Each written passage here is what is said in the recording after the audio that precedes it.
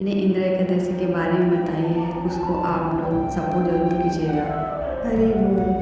राजा युधिष्ठिर ने भगवान श्री कृष्ण से पूछा, हे माधव, कृपया मुझे भाद्रपद कृष्ण पक्ष की एकादशी का नाम, उसका महत्व और विधि बताइए। भगवान श्री कृष्ण बोले, हे राजन, यहाँ एकादशी इंदिरा एकादशी कहलाती है। यहाँ व्रत पितरों की मुक्ति के लिए अत्यंत फलदायी है। इसकी कथा सुनो। राजा इंद्रसेन की कथा।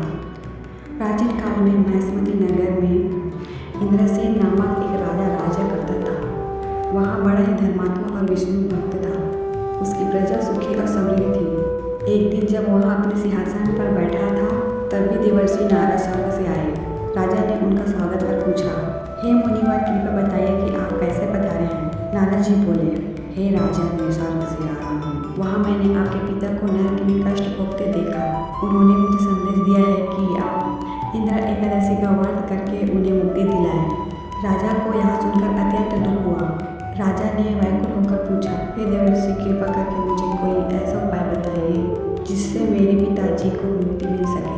नारद मुनि ने कहा, हे राजन, भाद्रपद मास के कृष्ण पक्ष में जो इंदिरा एकादशी आती है, उसका व्रत आप विधि पूर्वक करें। इस व्रत में भगवान विष्णु की पूजा करें, व्रत रखें, ब्राह्मणों को भोजन कराएं और पितरों का तर्पण करें। इस व्रत के पुण्य प्रभाव से आपके पिता यमलोक से मुक्त होकर स्वर्ग लोक को प्राप्त करेंगे।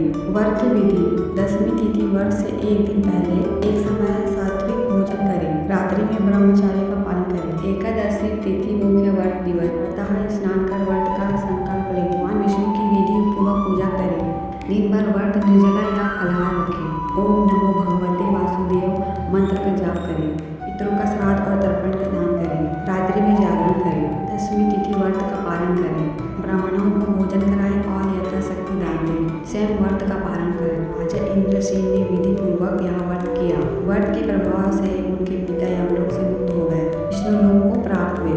राजा को भी अपार पुण्य मिला और अंततः वह भी परम धाम को प्राप्त हुए। विशेष लाभ: पितरों की आत्मा को शांति और मुक्ति मिलती है। यह व्रत करने से सभी पाप नष्ट होते हैं, मोक्ष की प्राप्ति होती है। श्राद्ध पक्ष में किया गया यह व्रत अत्यंत फलदायी होती है।